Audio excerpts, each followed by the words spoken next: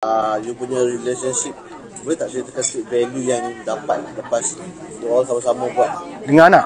Dengan anak. Oh, okey, dengan family. Betul. Alright.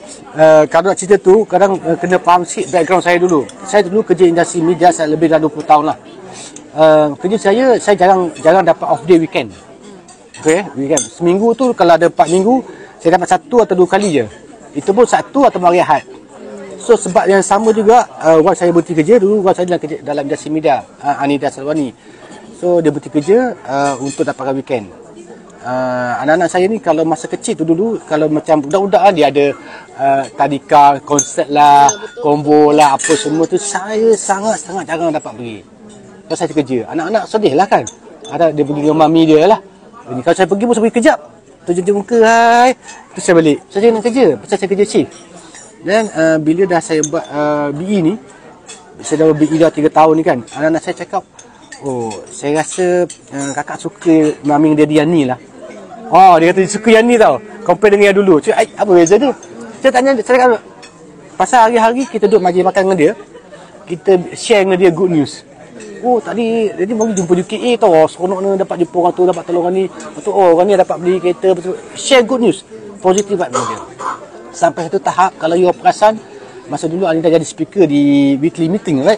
Anda pernah share satu video yang anak saya nombor 2. Masa tu birthday dia. Dia kata sebelum ni dia tak faham apa tu masuk role model. Dia kata selama ni dia selalu dengar pasal role model. Sekarang saya baru faham apa maksud dia role model. Mami dia lah my role model lah sekarang, dia kata. Dia cakap satu di kelas tau. Dia cakap tu, dia tak perasan saya rekod. Saya nangis macam tu. Dia kata pasal banyak benda yang positif saya bawa balik rumah. Sekarang bila saya babi full time, itu yang dikatakan time freedom tu, saya banyak masa dengan anak-anak saya. Kita sibuk kan pasal kita full time, tapi kita boleh plan. Lunch kita ada kat rumah, dinner kita ada kat rumah. Macam ni time solat, kita solat jemaah kat rumah. Itu saya suka, itu yang anak-anak saya suka. Life tu dah lain. Saya sibuk, memang sibuk. Orang table berkata, tapi saya ada masa dengan anak saya. Sekarang sudah ada time for yes. So boleh duduk sekali, makan sekali. Kadang tahu suka masak, saya suka masak. Masak dengan anak, jom kita masak. Contoh nasi ayam ni kita orang main. Okey, dia potong tu, dia potong ni. Dia happening lah macam raya sekali kan. meriah. Ya, benda macam tu. Dia kata kami suka maming dia yang sekarang. Dah tahu pasal dulu kita balik, dia tidur. Kan? Lepas tu dia pergi sekolah esok, kita tidur lagi, tak bangun lagi. Dia balik sekolah, kita dah nak pergi kerja pula.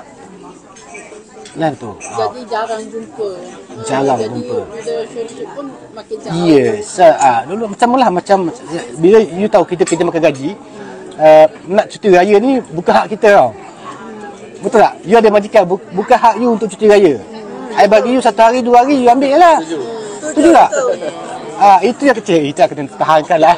Saya pula catat. Pasal sekarang, bunyi dia action dulu, marah katanya, dia dapat cuti berapa hari? Cuti raya.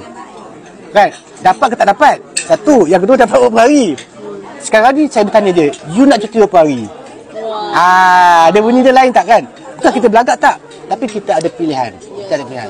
Kadang kita balik kampung, mencabarkan semua, esok ni jam lagi, kita extend lagi 1 hari lah. Dia tak kisah. Betul tak? Orang yang bekerja dia faham perasaan tu. Itu yang benda yang nak.